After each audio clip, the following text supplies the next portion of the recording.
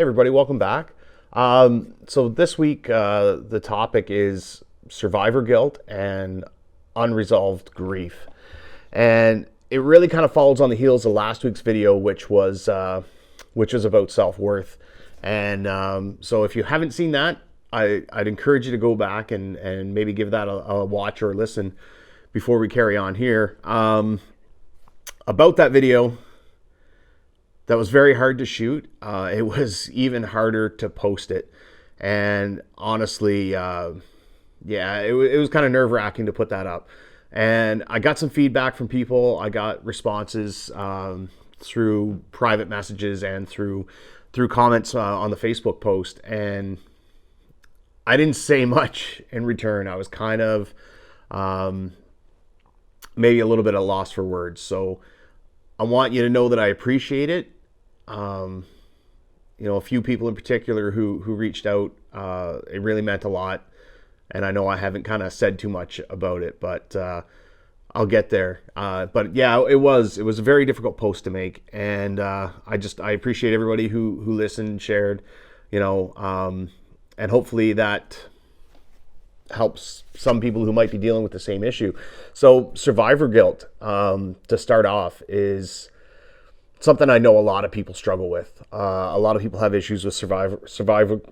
Man, I'm having trouble saying that. With survivor guilt, and I'm going to kind of share a bit about how I'm affected by it, and also unresolved grief, because the two for me are pretty well entwined.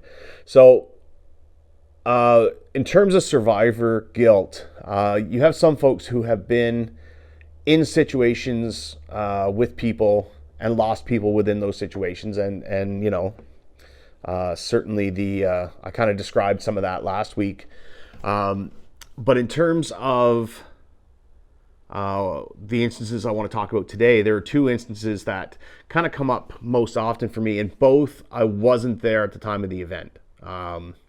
In fact, I wasn't. So both are related to friends I lost in Afghanistan, and in both times I wasn't even in country when it happened.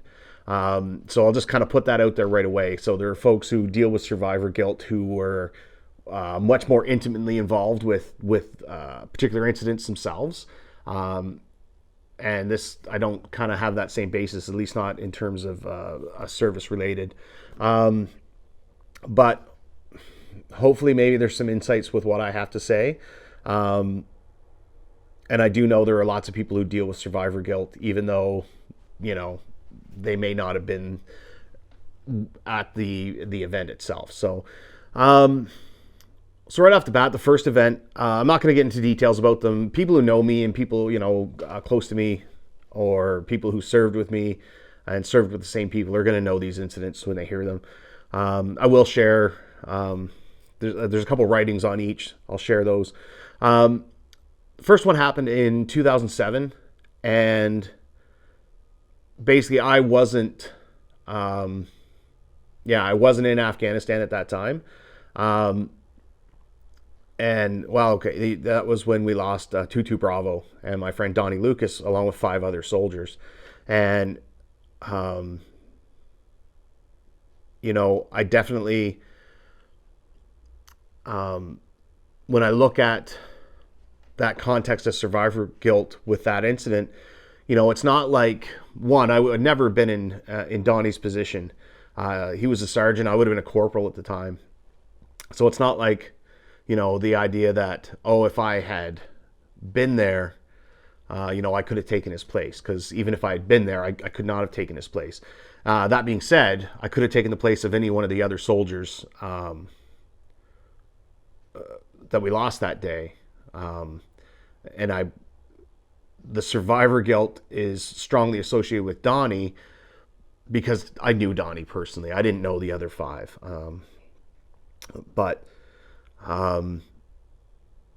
If we really look at it, at that time, I was in Gagetown, New Brunswick. I was posted to the Combat Training Center Tactics School.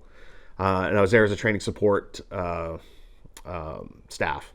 So, how I came to be there was in 2001, 2002, I was diagnosed with operational stress injury with post-traumatic stress disorder.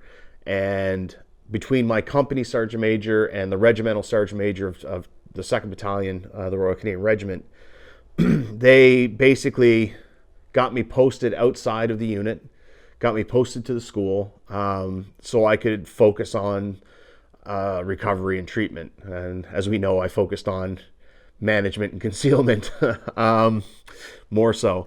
But so I wasn't even in an operational unit at the time. And a lot of the survivor guilt, I think, that comes associated with that is the simple fact that while my battalion, my regiment, my battalion, my friends, my family, essentially, were in Afghanistan,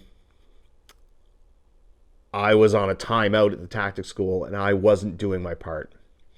And I think that lends itself to a lot of that survivor guilt I feel about that. You know, with the other incident was my friend Thomas Hamilton, and that occurred in December of 2008, almost 1 month after I had left Afghanistan. I'd finished my tour and I'd left. And this is another instance where I wouldn't have been in Tom's position. I wasn't in the same, we were in the same unit back home. We were tasked under different units while we were in Afghanistan. We had completely different roles, completely different jobs, lived in different camps, all of it. And part of the survivor guilt with that is, and I wrote about this last year, and again, I'll share this in the description. I'll share the link, and I'll share the post on the Facebook page. Part of that survivor guilt is the fact that I saw him just before I left Afghanistan. I happened to be in his camp, and I remember seeing him, but I don't remember what we talked about, and it's that idea that I didn't appreciate that moment because I didn't realize that it would be the last time I saw him. So that's a part of it as well. And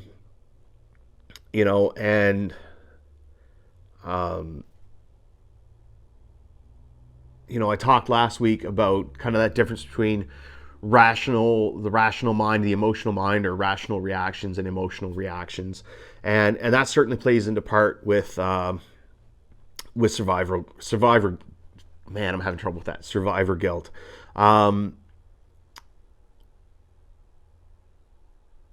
When we tie that to self-worth, so the emotional and rational reactions plus self-worth, and you lose friends like that, there's that feeling of it should have been me instead of him. Or I'd rather it was me instead of either of them. And there's other examples. These are, again, just the two most distilled, the two most that I've explored the most. When we equate the self-worth issue to it, there is very much that feeling that the world would be less affected by my loss than by theirs.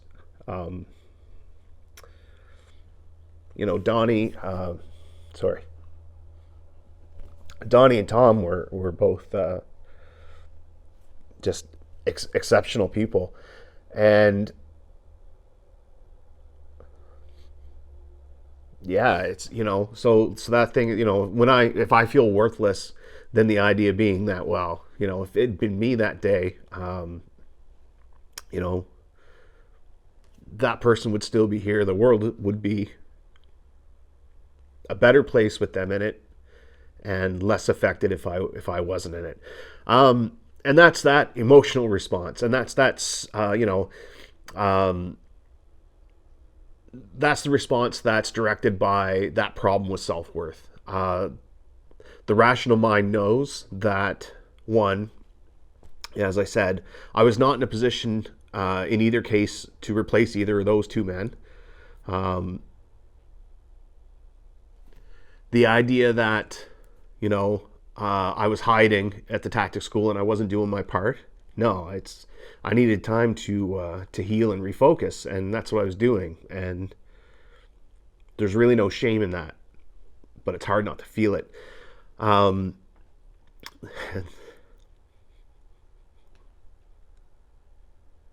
sorry. Um, the other part of it is of the rational side of it is that knowing guys like Donnie and Tom,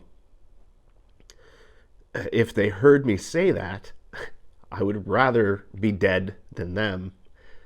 Uh, they probably fucking smack me. You know,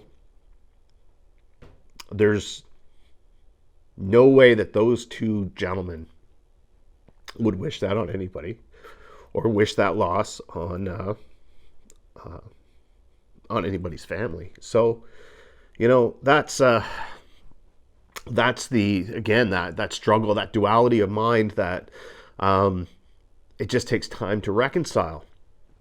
And the other side of survivor guilt, and the other side of why it's hard to move past those losses, is unresolved grief. You know, I've unfortunately very recently had several instances of loss, you know, in the last couple of months, which has been pretty, it's been pretty fucking shitty. But it's offered insight into grieving process for me, or my lack of grieving process, to be more precise. I've definitely noticed a pattern, and as I look back now, I can see that pattern's been going on for quite some time. And it's really about how none of the big personal losses in my life have been properly grieved or concluded in that way. You know, I haven't gone through, I have this abbreviated or truncated grieving process. And so essentially, what happens is, you know, and I relate this to service, absolutely. And I'll look at the example of a friend. This is another friend that we lost in Afghanistan, 2007. I remember losing, you know, getting the news, and it hits you. But you know, I got the news in midst of I was on my leadership training, actually. You know, so for anybody who's done PLQ, it was pretty involved. And during infantry, PLQ infantry, so yeah, it's pretty involved. You know, your time is taken up. So I got the news, and it hit me hard. But I'm so task focused on other things that, you know, you just kind of carry on. And I remember going to the memorial service, and this was for Daryl Preed. He's an image tech, and I'd known Daryl for quite a while. And I remember going to the memorial ceremony that they had on base. I was let go from training for a couple of hours to do this. And, you know, I sat through the memorial service, and just, you know, that wall's up, and I'm not, you know, just, okay, I just hold my composure and get through this. And after the service concluded, I was leaving, and a mutual acquaintance just kind of came up to me and asked how I was doing. And that's the moment where everything shut down.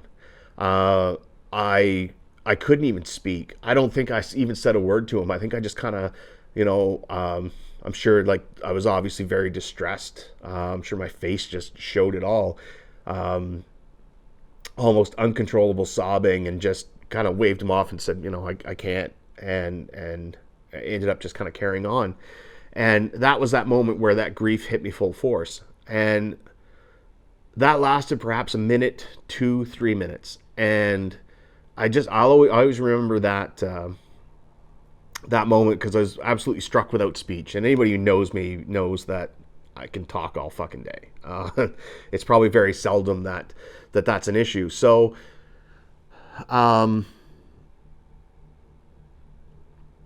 that has been a pattern with grief. Um, I can be going along unexpectedly, and something that happened 10 years ago, like losing Donnie Lucas,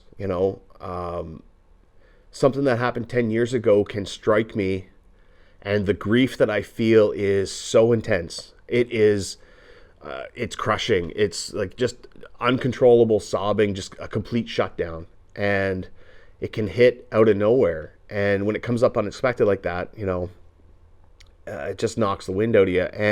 But what I notice, and this has happened recently with very recent experiences, I notice that grief comes on like that for 1, 2, 3 minutes, and then it shuts off. And I look at what happened with Donnie Lucas, what happened with Daryl Preed, during both of those incidences of loss. You had those 1 or 2 moments, and then I was like literally within an hour, I'm back to work, and I'm back to being task focused, and I'm back to being honestly driven like a rented mule, and losing myself in that and reveling in that, because that's, as I said, that's been my escape mechanism anyway. And so when I look at loss in my personal life, I look at loss of relationships, loss of connections, loss of identity with the forces, losing that career, releasing and losing that career and identity. The loss of friends through operations, the loss of friends through suicide, which unfortunately is fucking, that number keeps rising a lot faster than I would like. I noticed that same pattern.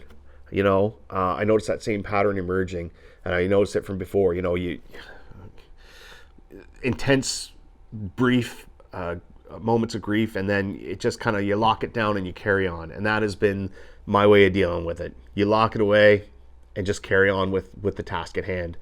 So like I said, when it comes up unexpectedly, it's crushing. And especially like, you're having a good time, good days, and I'll go back to my ride last year, riding along and seeing the most beautiful scenery and just being like, oh man, this is incredible, what an experience. And then that voice in the back of your head that says, Donnie will never see this. And bit of a double-edged sword there, because that grief hits you full force, and I'd be like just bawling in my helmet. And that's that unresolved grief hitting, and it feels like it just happened. It feels like I just realized that I lost, that person in my life. And yeah, it'll go on for a few minutes and then it just cuts off. And that's when it comes up unexpectedly. Now, that I said it's a double-edged sword, because the other side of it is part of the reason of doing those things, part of the reasons of going out and pursuing these activities and having these adventures and experiencing life like that, is the idea that Donnie will never get to experience this, and I owe it to his memory to not squander those opportunities, because people died so I could have them. People I care about aren't here to share those experiences with me. So that's why it's important to honor their memory by doing that. So that's kind of the double-edged sword to it, right? The other side of that unresolved grief is, when it comes up unexpectedly, I feel that surge of grief. And like I said, it's like literally I shut down. I turn into a sobbing mess. The other side of it is, when I wrote a post about this last April about active reflection and active remembrance and deliberately remembering those things, particularly in regards to anniversaries. So coming up around, Easter, I've gotten in the habit the last couple of years of deliberately sitting down and thinking about Donnie and 22 Bravo and other things, and Kennedy, because that happened about the same time, and trying to actively reflect on that so that the day of, it doesn't hit me like a ton of bricks. And I'm able to kind of access that grief. It's not as intense, but I still have to force myself to try and experience it, because that mechanism of just locking it down and hiding it and putting it away, is pretty ingrained at this point. So that's the other side of it, is approaching that grief. And, essentially, I've never fully experienced the grieving process for any loss in my life. So all of it's just kind of floating around unresolved. And, I essentially, my mind needs to experience those emotions. It needs to metabolize those emotions in instances, and it needs to, yeah, just process them. So the active remembrance side of it is part of that. And I see progress, but holy shit, it's slow and it's hard and it's heartbreaking. Um, Sorry. But yeah, that's, you know, and I can see that, and I can, one good indicator that there's a problem with unresolved grief and survivor guilt, and part of survivor guilt, is that feeling like I'm always the last man standing. I'm always the one who walks away, and I can reply that to relationships. Relationships end, and like, cool, man, I'm carry on. I'm gonna go kill this with something else. You know, and brushing it off like it doesn't matter, and just locking away the feelings associated with it. But yeah, being the guy who carries on all the time, and leaving people behind. And that has definitely come up in two instances recently in my life, and directly related to a lot of the activities I do. One was hiking the Bruce Trail in 2015, and I was hiking with my friend Ryan, who I met on the trail. And at day 21, he had shin splints so bad he couldn't carry on. So we made the decision of he was going to stay somewhere and rest up and decide whether he was going to stay or go, and I'd carry on by myself. And the other instance was on this year's ride, when my friend Paul McGregor's bike broke down, and we basically had to leave him in Bathurst, New Brunswick. Kind of the same thing. I got Ryan set up in his tent, said, you got everything you need. I got Paul, got him to made sure he's, set up in a hotel. You got everything you need. And like, okay, well, I gotta go. I gotta carry on. And in both cases, I walked away from Ryan on the Bruce Trail, and I rode away from Paul in Bathurst, New Brunswick. And that same grief, that same feeling, that same, uncontrollable outburst of for like a minute, 3 minutes. Like I was walking away from them and never going to see them again. And this crushing guilt about, how dare I just carry on when they can't. And it sucks. It sucks that Ryan couldn't finish that part of the hike with me. It sucks that Paul couldn't do the ride with me. It sucks immensely. But that level of grief I felt over those experiences was so disproportionate to the instances themselves. And I tie that back to years of unresolved grief over bigger issues, or just an accumulation of issues. So that's definitely the red flag. That's definitely the idea that or the indication, there's something really, really, kind of off center about that. It's a journey and it's a process, and I'm learning. And and I mentioned it in the last video that the last year sucked. It's been a lot of horrible emotions. It's been a lot of emotional struggles. It's been a lot of feeling terrible. But it's also, I think it's all been about experiencing emotions that I've denied for almost 2 decades. And as much as it sucks, and in the last couple of weeks, it hit me really hard. Like I honestly fell apart these last 2 weeks, and it fucking sucked. But at that, I've got to take it as encouragement, because no pain, no gain. And if I weren't intentionally ripping the scabs off of these things, they'd never heal. I'm going to deal with this for the rest of my life. I know I'm going to deal with PTSD and operational stress injury for the rest of my life. Like that's a given. But the degree that I suffer with it, or the degree that I allow it to dictate terms of my life, is going to depend on my willingness to engage in this sort of work. And I know a lot of people who, they say, oh, I go to counseling and I do this and that. But I know there are people who go and they're not putting the work in the rest of the time. They're not reflecting.